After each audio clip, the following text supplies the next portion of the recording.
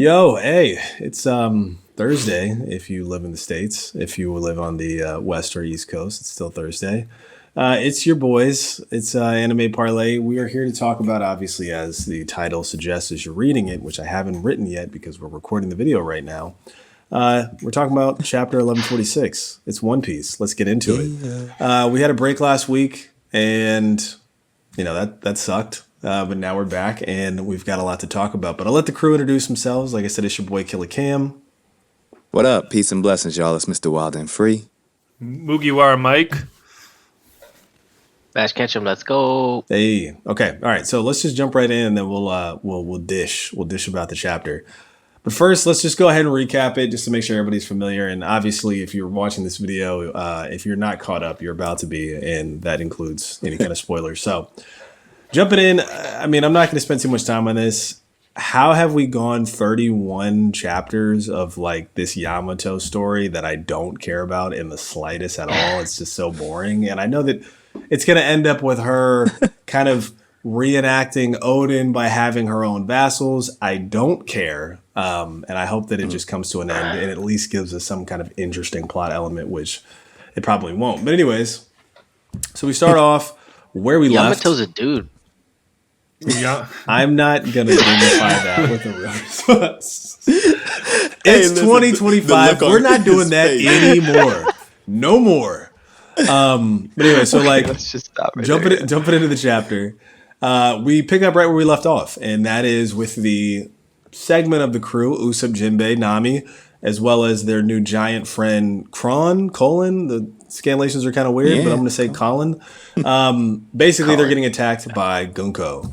And it's kind of interesting because Gunko, and we'll get into this as we dive into the real kind of meat and bones of the chapter, but she kind of gives us this like really interesting, I don't know, kind of like monologue, effectively. But anywho, so she's basically there threatening them. They're surprisingly kind of aware because like Brooke mentions the Gods Knights, and for whatever reason there's like she keeps saying humans in quotes as if to imply that they're not really human. So interesting things there, but we'll talk about it. Basically they are, I guess surprised obviously that she has jumped onto their ship out of nowhere. She seems to be pretty rude. She's telling them shut up. She's telling Colin specifically to shut up. We get flashes of the crew and kind of what's going. Sorry, not the crew. The other children, and they are still walking in that straight line. Supposedly, I guess the rest of the giant pirates haven't figured out how to just grab them with rope yet. But they're still just marching along to the little port. We get a little section where Frankie has defeated one of the nightmares. And Ripley is cheering, and so is Bonnie and the Stella Vegapunk. And we go back to Gunko, and she's still kind of monologuing a little bit, and she's talking about how basically, and this is kind of like an interesting lore aspect. So he starts talking about how basically there's like a prophecy sort of that there's going to be this giant war. And they just want the Giants on their side. And again, we'll get into all of this, but it's just kind of an interesting monologue because it's almost like she's talking to herself, just the way that she's talking. She immediately starts attacking the crew. She attacks Usopp first. Nami pulls out this like really dope attack with Zeus. I will give her that. Where she basically, I thought that was dope too. Yeah, it's pretty sick. Where, I mean, we've never seen it before. Have no idea if it's actually meant to mean anything other than just being a shape, but she calls it Thunder Shark Tempo. And basically it turns Zeus into a dark storm cloud shark, which is cool as heck looking, but I don't know. I mean, whatever. I mean, we're kind of getting away from the weather powers, but now we're just kind of like. I mean, it's like a lightning bolt. I know, but like, what does a shapes shark into mean? something. It's just kind of like extra for the sake of being cool, but it has nothing to do with weather anymore. So whatever. Anywho, so Gunko, we could all probably predict this. She cannot be attacked. She's going to just flip it around. Mugiwara, I think you actually called this out videos ago that she would be able to like deflect attacks with just her arrow abilities, which she does. Thank you. Shout out to Mugiwara. Shout out Mugiwara. She deflects it just immediately, and then it goes to Nami. One thing that is interesting here is that Nami will never, ever, ever, ever get attacked in all of One Piece. She just has That's a not true. I haven't seen her get hurt. I don't think Oda's going to hurt the surrogate for his wife. I don't think it's going to happen. She got probably headbutted by makes Alti. sense. She got headbutted by Did Alti. she? I got to go back Yes, and look. very much so. Yeah. Okay, all right. Well, either way, she was She fine. got She hit ate by it. her, yeah. She ate it. It's fine. But anyways, it's kind of like a gag because it's not Nami. It is actually Brook who gets hurt. And one thing I'll say about Brook is a tank. He is the tankiest tank that ever tanked aside from Usopp. Brook is the real carry. He just ate that up like a champ, almost Luffy style. You see him next, and he's like perfectly fine. Now this is the heart of the chapter right here. This is really where it comes down to. Usopp immediately responds with a counterattack and blows Guko to like smithereens. He is a murderer. He is Such a a sick sick attack. He's a sick puppy. 'Cause he basically blows her in half. It's actually pretty graphic, and we get the reveal in that moment that the God's Knights, for whatever reason, have the same regeneration abilities that the 5 Elder Stars do. So Well, It's got to be some crazy tech. does. If they all have the same. we can assume, I understand, we can Yeah. assume possibly that the rest of them do, but definitely she does, which is odd and very interesting.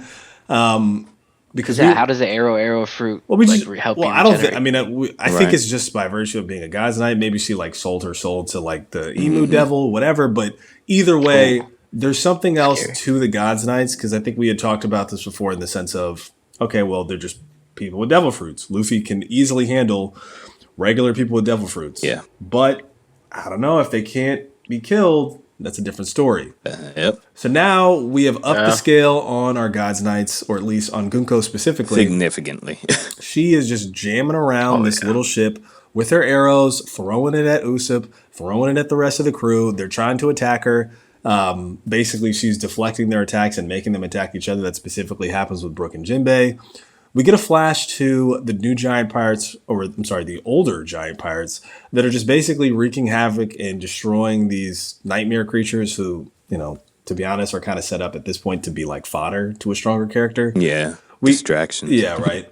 We get a look at Loki, who, and I don't know, this is an interesting panel because it's Loki and Luffy, both fat, you know, exhausted, you know, obviously eating a lot of food. There's a lot of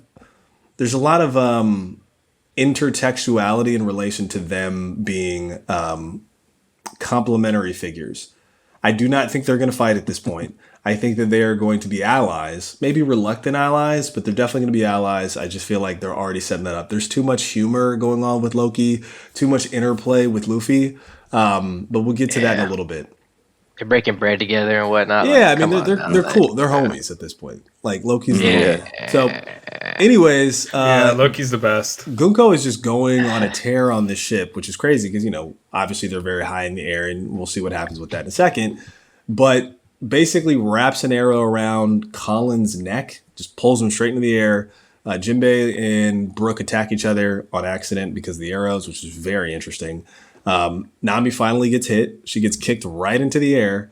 And then we get a panel after Usopp is kneed in the face, very painfully looking, that all of them have been thrown off of this flying ship, including Colin, who looks to be getting pulled away into the air by, obviously, Gunko's arrow-related devil fruit powers. And basically, we're kind of set up with this, like, ultimate cliffhanger of all of these people who are kind of effed, for lack of a better word, with Gunko firmly in control and more or less that faction of the crew being completely split up. Before we end the chapter, though, we have to get a little bit of where Killingham and where St. Summers is at. Killingham is just whooping, I'm going to curse, whooping ass, basically just at the school, like, just this wall. I mean, he, like, even broke his tusk, just, like, beating the crap out of, like, the school teachers and stuff. No issues whatsoever. He's basically just like not even touched, not even a scratch on him. Is talking to St. Summers, who is just giving Saul the business. I mean, like there's I mean, I thought the briar fruit was lame as heck. It's actually looking pretty cool, to be honest, at this moment. He is a very intimidating. I knew this one was going to be sick. Oh, dude, it's pretty cool. And then he's got this giant like spiked bat like Negan from Walking Dead, like just ready to like whoop ass. And basically, he's like just talking to killing him. He's like, okay, I'm gonna handle Saul in like 2 seconds. He's vice admiral, or at least he used to be. Just give me a second. I'm gonna handle him. Saul is whispering to Robin and Chopper, which is, I mean, I'm gonna just be real, is like, because we're gonna get to this. Very weak behavior that they're hiding. I mean, y'all are straw hats, right? Yeah, like facts. I was thinking the you're same gonna thing. let Why is Robin? Like, you're gonna let Chopper, okay. your Chopper, stepdad, you're gonna let your dad get killed like right in front of you. Like that's crazy. And then Yeah. Chopper, dude, you're a doctor. You're just gonna let this dude get beat up? Like that's crazy. Not just a doctor, you got Monster Point. Yeah, it's you're like, bro, supposed you to be gotta a at least beast try, yourself. dude. Like at You least punched Big Mom in the you face. had Nami and Usopp trying. It's like, bro, They're scared. You're not even in the They're weekly. actually too They're scared. scared. The Way newest too newest scary. members of the Weakling trio, I'm saying it now, are Chopper and Robin. They are in Usopp and Nami. They are out. Hilarious. Usopp is still Just in. that quickly. Usopp, I don't know. Usopp gets He at least kneed had in the murderous face. intent to kill Gunko like on site immediately with no Blow hesitation. her up. Wow. Okay, so last thing is we get a very interesting lore drop, which, to be honest, everyone kind of expected, but I'm sure there's still something that remains to be seen. But we get a little bit of information that Harold was setting up the warriors of the Elbaf pirates, or just the Elbaf warriors just in general, to be effectively mercenary soldiers, presumably for the world government, for Mary Joie. And that is where we leave things, and no break next week. So, fellas, what do we think? Awesome. Exciting. Hype. A lot of great things in this chapter. Absolutely floored by the Gunko reveal with her having effectively the regeneration abilities of the Elder Stars. That I'm very shook at. I was not expecting that whatsoever. I found it to be very, very interesting that Brooke was, knowledgeable about the Gods Knights on his own accord, right? And so I think that speaks to a bit of the history of Brooke that we may not have got to see. And so I'm definitely curious to see whether or not we will get any additional lore reveals around Brooke's past and how he might have, known that information. And so those are two of the major things that stood out to me. Nami's attack was cool, definitely cool, but to your point, it was kind of like, okay, well, it's not that it wasn't weather related to me. It was more so of just like, it was ineffective. It didn't actually do something amazing for the time. It was just kind of like attack. It just redirected looks like a shark. back at, yeah. It's the same- so it's like it's we the don't same really damn get attack. the impact of it. Basically, You know what I mean? thunder tempo, but now just in the shape of a shark, and I don't know how that makes it any different. It's stronger. Maybe 'cause it can swim it's through got- water and it's then got hit its cloud target. teeth. It's a It's shark. got- It's got Cloud cloud teeth. teeth. That's It it. bites and Yeah. electrocutes. Clearly. And so that's Efficient. just possibly efficient, right? But the whole Herald thing, I think, is a really I'm glad we got that reveal.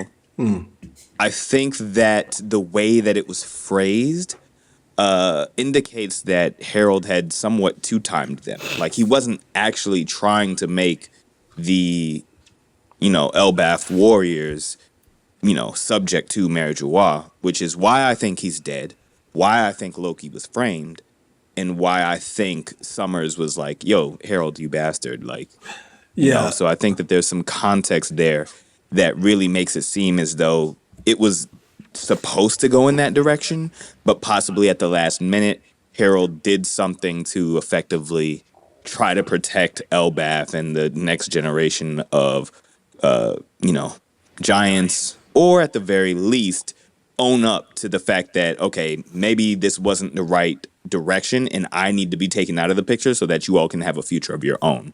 That's what I'm kind of reading just from those like subtle lines pointing towards that story. And just one quick thing, reread that specific, it's like 3 panels.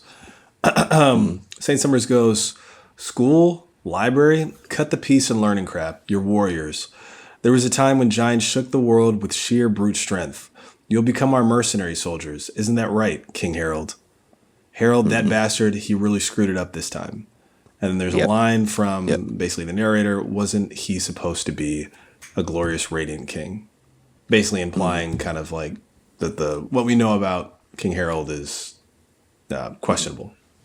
But yeah, go ahead. For sure. Yeah, no, and so that was really most of my thoughts. I am interested about this whole telediction snail and just how it operates differently. You know, we had spoke to that before on a previous episode, but now we're getting a little bit more context about why that might be important, because the God's Knights are trying to utilize this telediction snail to broadcast a message to the entire nation, right? So I'm very curious to see what message they have for all of Elbath in this time. I don't know if it's just going to be like hey, we have your youth, you better, become our subjects or else, or if it's something else that they might broadcast. But, just curious about this whole telediction snail and the separation of, the traditional transponder snails and why they were like trying to find it and take advantage of utilizing it for the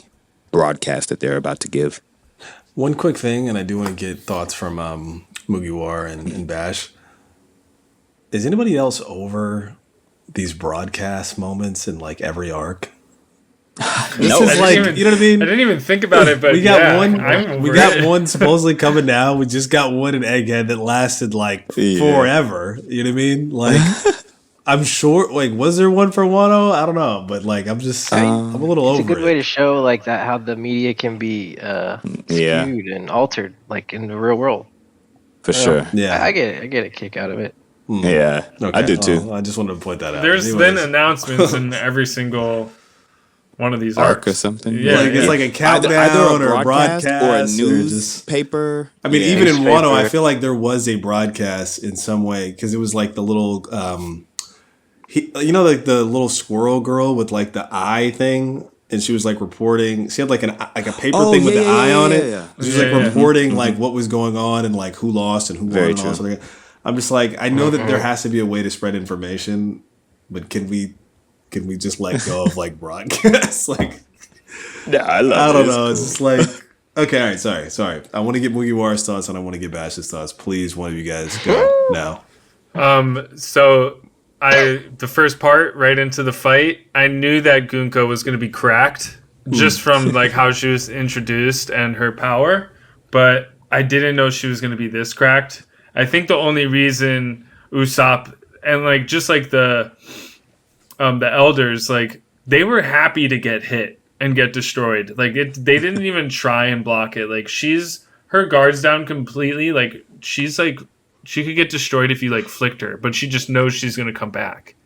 So it's like she comes back from that. Now she has one of these insane regenerative abilities that now she's like on another level. To me, like as far as what she's able to do, I don't think the Straw Hats can do anything against a whole entire group of Holy Knights, which is why they're hiding in Saul's beard and stuff, because they're seeing. Like I'm sure that a fight did break out, and it wasn't just a one-sided slaughter the whole time. I think Saul got at least one punch in, and like owned him. And then he just comes back like made out of thorns. And they're just like, oh, this guy's like invincible. So I think they're having there's a tough time, which makes me think, when is Scopper coming in? He's going to fly out of left field, just like, whoosh. And I think that's cool. Yeah, he's going to save his son's like being hung like into the air right now. I also called that noosed by an arrow. Is going to get kidnapped, but I think Colin's actually going to get taken off the island, but it's still. You did say that. I thought it's something like definitely something crazy like that to bring Scopper in. It's like that's okay. One question, call. Guys. Like, we know that Loki is strong, but we haven't necessarily seen it yet. It's just been a lot of hype, right? Yeah. Are there any giants that are actually strong? Can we just have that conversation? It just seems like they're giant, no pun intended, targets. Like, we haven't seen one giant that is like super strong, fast in some way, like superior to someone who's smaller. It seems like, I mean, maybe I could only you're looking say at 3. like Oars Jr., who was like strong. Saul's holding his own. Is I'd he? say I don't Dory, think he's holding his Brogy, own. and Loki are probably the three that I would say are the strongest But I feel giants. like- But what I would say is I don't think Loki's gonna be stronger than Luffy, obviously. So I think the issue, right, is Yeah. like One Piece is a world with people who have like insane amounts of strength and speed in like tiny forms. You get what I'm saying? Yeah. Like Shanks is probably strong as heck, right? And fast, Yeah. and obviously Luffy is, and he's like a regular sized body, and obviously you have those comparisons with like Zoro being very strong and very fast, and then Odin was very strong and very fast, but Odin's like a giant human. You know what I mean? Whereas like Yeah. Zoro's like pretty like regular size. But I still have that to say, like, I don't really understand the hype of giants. Like, they're just not that strong to me. I mean, maybe unless Loki does something crazy, but I just feel like we haven't seen them do. I think that the groups that are on the island with them are like top 0.5% of the world. You got Yonko crew and you got the Gods Knights. So it's making them look weak, you know? I mean, for sure, if they're True. fighting like regular people, like a giant is going to win. Like, if a giant went to like Fishman Yeah, for Island, sure. they would like crush people. You know what I mean?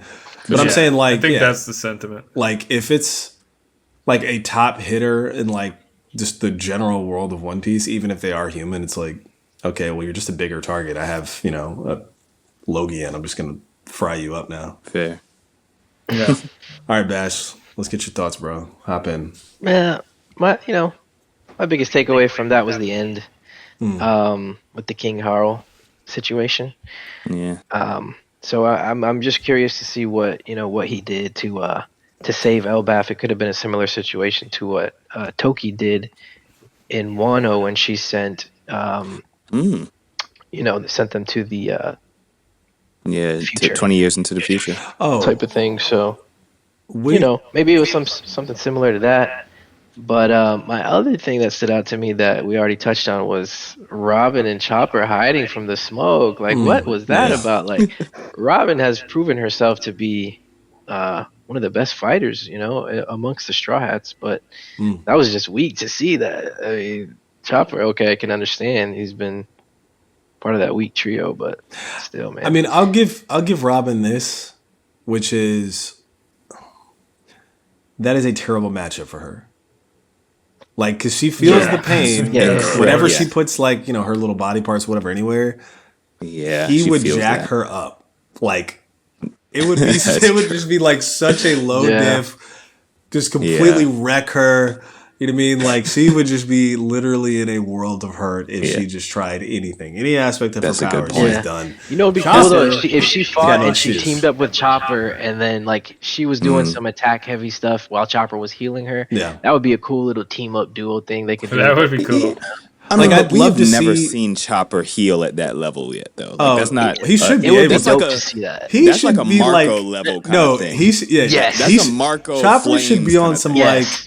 he's healing like like how they heal in Bleach, right? Where it's like somebody gets their arm blown off and like it's like they're dead, right? It's like nope, they're fine. Like just wait till the next arc hilarious. and they're all good. Like they just got cut in half and still survived somehow. Like Chopper slow should be heal, bro. Chopper should be able to like heal people on some crazy stuff, but whatever. Yeah, no, he's got a Band-Aid for you. He's got a Literally. Band-Aid and some medicine, and you're gonna lay down for He's a couple got like weeks. little Right, he should be like apothecary glass Raccoon. bottles with like ointment in them to like. Right. Exactly. Yeah. Bro, he should be like the raccoon from Marvel Rivals, just healing everybody, bro. Like, That's hilarious. That's funny.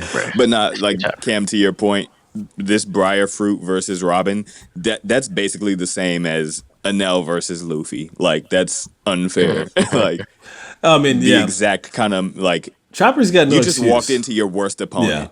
Chopper's got no excuse though. I mean, like Chopper Yeah. should. Especially with his guard point. He's got his guard point, which you're absolutely right. I mean, that basically leaves him impervious. I mean, he can't attack or anything like that, but he's still an agile reindeer hybrid that should be able to dodge very well. Like, I mean, one thing that I feel like never gets mentioned is like Chopper's speed and his agility. Yeah. Because he does have Yeah. like he's an animal. He's got animal instincts. He should be able to hit walk Yeah. point and just like no, seriously, walk Facts. point or I mean, I know they got rid of I think it was like arm point. In exchange for kung fu point, which is stupid. But I don't know. The point being is like yeah. Chopper should have the means to be able to like close the gap. And specifically, Bash, you mentioned this. Robin is a like one hit KO she can get you, which is like she does clutch. She gets the like hands around your neck, snaps your neck, and it's over and done.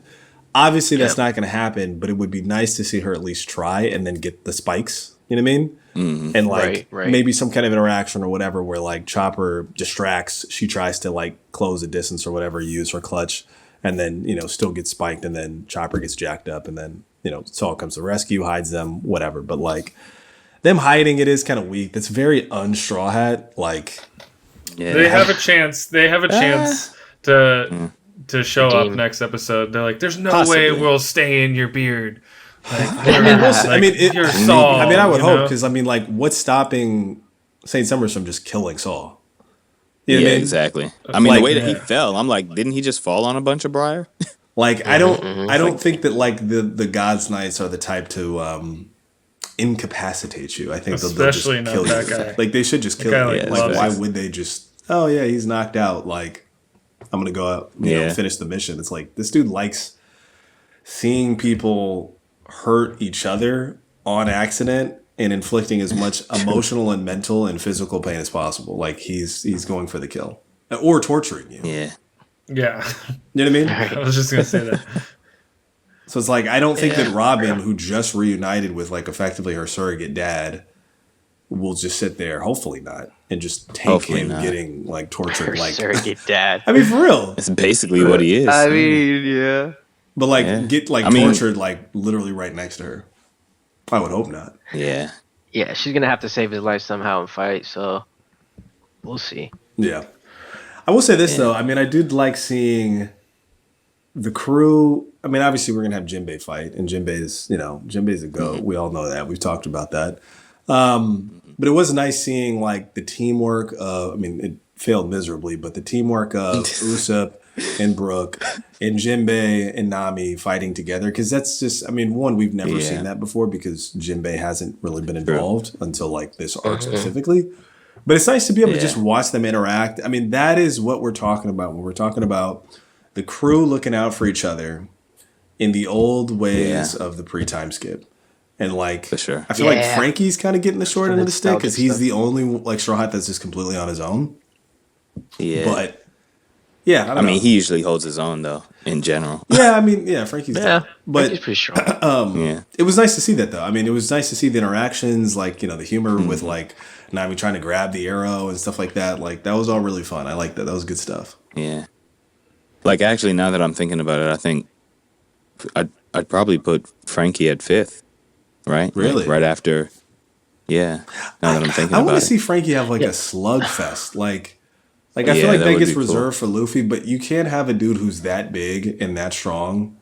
Like not, I don't know. I mean, maybe it's just not the way he fights, whatever. But we've seen him fight. True. Because he fought Luffy and he held his own pretty well through like sort of kind of Usopp level trickery and like, strong right or whatever. But like, Frankie can scrap. I feel like we just don't really get to see it that often. Yeah, he shouldn't just be punching. He's got like crazy missiles and guns. Yeah, straight up. He should be we get to see beams. Right. Like he should be a full-on cyborg. When he fought Luffy, he was blowing fire out of his mouth. This is before we even knew he was a cyborg. We were like, what devil fruit is that? That's crazy. Like, he's blowing fire. No, seriously. He's blowing fire out of his mouth. Yeah. He's shooting, like, bullets, like, from his fingertips. Or maybe I'm getting that confused with Hunter x Hunter, but I think it was one of those. I think his hand, like, flipped like that, and he was, like, shooting something. Like, he's, like, turned into a machine gun. Yeah, I know he shot, like, nails. Maybe he blew out the nails. I forget. But, like... He does crazy stuff. He does crazy stuff, like, which should be evolved since he was on Vegapunk's island. So he should have that grab bags of, obviously the Pacifista laser. Like, he jumps in the. I don't think he needs to. He does it when he does that. He doesn't need to do any more of the jumping into a giant robot. I just want to see him scrap. Yeah, he reminds me of Cyborg from Teen Titans. I was just gonna say that. Yeah, that's a good analogy. Do y'all think the producers are like telling Oda like to write Frankie out of the script more because the voice actor? Oh, the voice actor. I don't think so. And it's noticeable too, but I mean, I don't know. I think I would like retired. to see him show up more. No, well, that's what we're saying. So the voice actor retired, and the brand new voices currently already in the live action or the anime. So like when it came back after the 6 months. Yeah. it was immediately noticeable. Oh, But was it? It's not a bad thing. Yeah, for sure. Like you can tell it's not the same voice Is actor. it worse? But I mean, Well, I guess one is iconic and the that's other's a replacement. yeah. Yeah, exactly. One is iconic and familiar. Like you've literally been with this voice for 900, however many episodes that we've had Frankie, right? And now it's just a completely different voice on him. So it's just like there's absolutely an adjustment period there. But I'm not gonna say it's bad. Like I think that he's showing up as best he possibly Yeah. can for Well, the you role. You know what Well, it's it's kinda- like, Cam? It's like the moms from Fresh Prince of Bel-Air. You know, they yeah. both. You like them both. But Yeah. Yeah. It's kind of crazy though, because like that is gonna happen with Luffy's voice actress at some point. Probably. You know what I mean? I mean, I think she's yeah. like probably like 50 or 60, and Japanese people they live forever, right? But like yeah, I don't know. I mean, she's got the biggest role of any anime Yeah, in that's the world, like straight up. So She's got another 20 years on her. yeah, Yes, I'm speaking it into existence. I'm Yes. speaking it into yeah. existence. I think There she's we go. good. yes, But God willing. yeah. Anyways, was there anything else you guys wanted to talk about? I know we're kind of like hitting. Yeah, Harold, the last part, I just wanted to mention my thoughts on the Harold thing. Oh yeah, please. I kind of agree with you, Mr. Wild and Free, that like I'm starting to think Harold on purpose did this, chose a different path, saw two paths for the Giants. One where they became mercenaries and lived under the world government, and the second one is where they were able to educate themselves. They moved away from like warrior country or race, and they would be able to find their own path. I think it was like something profound like that, and I think that ties directly to how he died. Maybe holding of information so it didn't pass on to other leaders, and maybe even to change Loki so that Loki would be like hardened, so he wouldn't like the world government or something like that. Like I don't know exactly what all is going through there, but I think Harold was pretty calculated with how he handled his leadership, which is pretty cool. Yeah, for sure. Yeah. Not set in stone, but he could be bad still. But I think something like that. Let's do this. Let's go around and we'll talk about predictions. Just like what do we think? Obviously, we don't have a break next chapter. What are we thinking? Whoever wants to go first, do your thug thizzle. I definitely think we're gonna get some kind of backstory for lore in regards to Harold next chapter, and I also think that the ones who just got knocked off of the boat are going to be saved somehow, some way, probably by like Scopper Gabon or some of the old giant pirate crew that was like floating around, because it seems like they've cleaned up the mess with the nightmares. And so I think they would be most readily available to kind of help them out of their current situation. And so that's a prediction that I would see coming between those two things. Okay. Yeah, I think Scopper is going to be a big part of all this. Like everyone seems down pretty bad, and I think there needs to be some kind of resolution. Or, I mean, I don't think it's going to jump necessarily right into a flashback. I do see some on the horizon, but I do think like Scopper is going to come in, and it's going to be kind of their the story's going to turn a little bit in their favor. Loki and Luffy are going to be back in action. Hopefully they're not still just digesting and sitting while everyone else is getting owned. Right. And the people that are falling, they're either getting saved by Scopper or they're going to be on like a different path to like save the kids, maybe running after the kids. Yeah. Scopper comes by, I've got Colin, you guys save the kids. Yeah. And then just like something like that. split up like that. Maybe Robin and Chopper do come out, hopefully, and help out and save the day. Killingham, I don't know what's gonna happen. That guy seems so overpowered, man. Like he's crazy. He like slammed the walrus guy. He was like, I don't know. Something's gonna happen there. Maybe something with the owl, or that'd be cool if the owl was brought into it.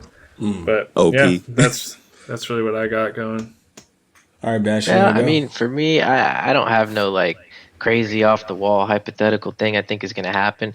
I'm just personally looking forward to the big dogs getting involved. Like Mugiwara said, I know he hopes that Loki and Luffy digest and get into it, but that's what I'm banking on. That's what Oda's gearing this thing up to be. Killingham is looking OP. St. Summers is looking OP. Gunko just handled basically half the strides by herself. So she's looking OP. So no pun intended with the One Piece. But when Zoro, Sanji, Luffy, and Loki get involved, that's when it's gonna get good, boys. Yeah. For sure.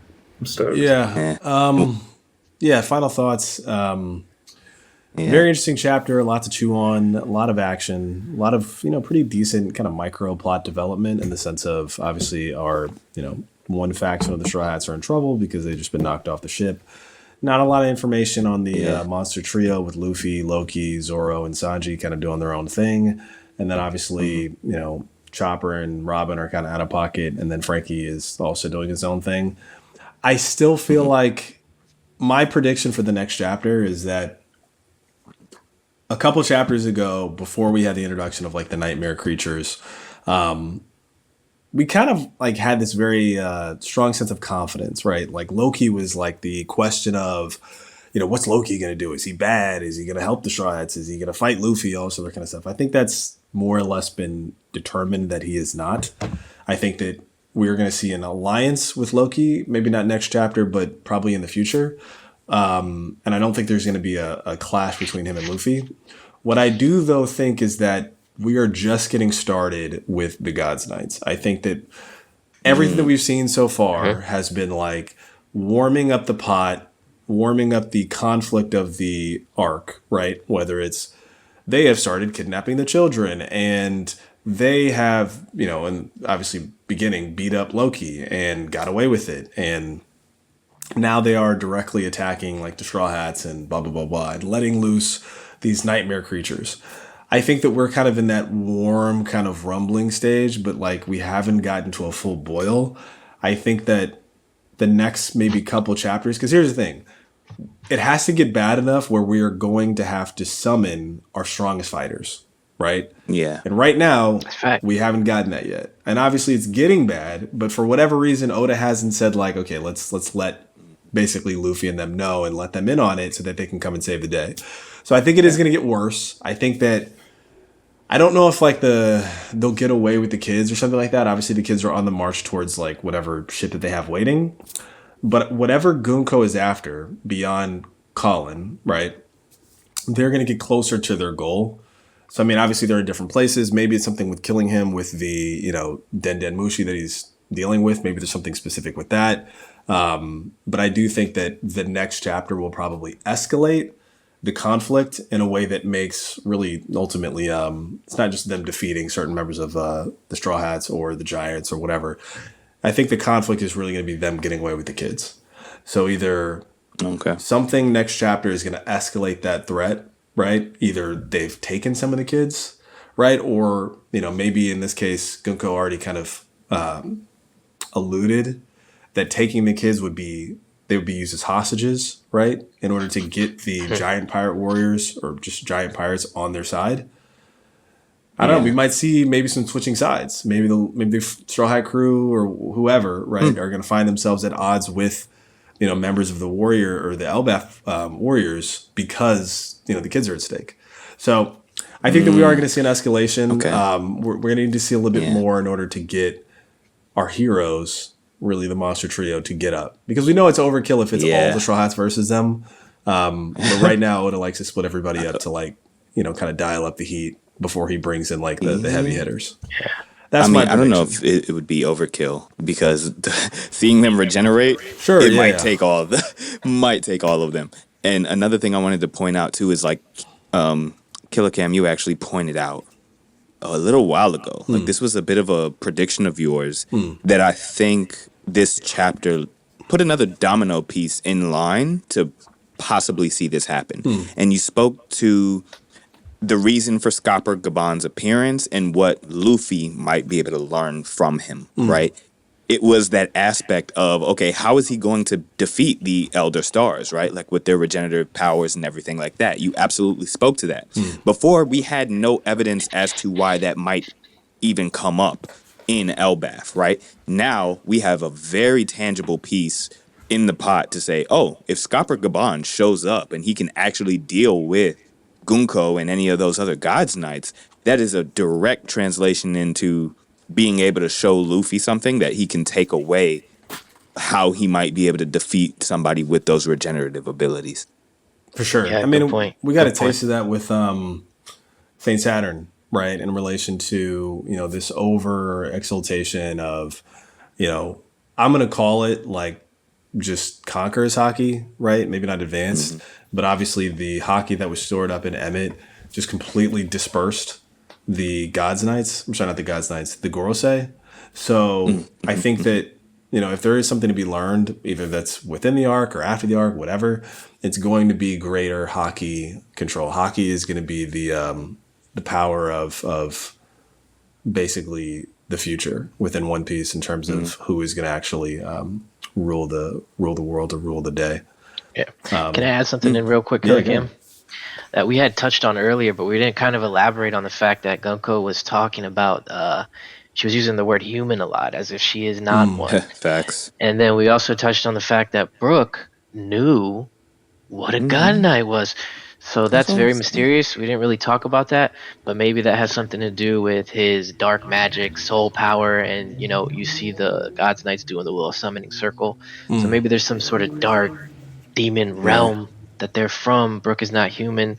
God's Knights aren't human either. Well, also one thing too Brook, is Brook like, was like has some he does get his power from the underworld, and so did Nasjuro. He had that ice power where the sword that's the same as Brook's power, pretty much. well, one And thing that's it's been said that's like the so cold it's from like ice from the underworld or like. Well, one thing that's interesting is like, of all the two people that would meet, right? Like protagonist, antagonist, whatever, Brook and Gunko, because Gunko is a fan of Brook, right? Yeah, Loves loves the New music. World. So it's kind of interesting that like, they kind of had that interplay, but they didn't really kind of connect on that level. Yeah. But what are you going to do? Maybe we'll get it next time. I think this chapter also might have for sure ruled out Gunko being a good person or potentially flipping sides. I mean, Oda's definitely making it harder for himself if he Yeah. is going to redeem her. I mean, it's still possible. I mean, I think the human thing, not to get too deep into this, I think the human thing is it almost kind of implies that she believes that she is the real human. Like they think that they're on the side of good because they're trying to save the world in some way. And that everybody else, right? So the celestial dragons are the humans, and that everybody else is like, some like dirt monkey or whatever. You know what I mean? That's the way that it felt I took very it. Fire Force to me. For those who are watching or know about Fire Force. Yeah. Love Fire Force. I need to. I guess I don't know. Is it good enough?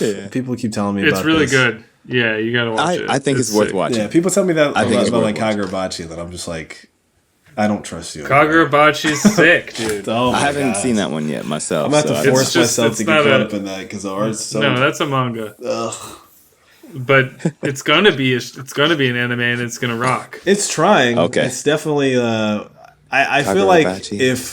if Put that on the list. if Kagurabachi was like out, or let me phrase this.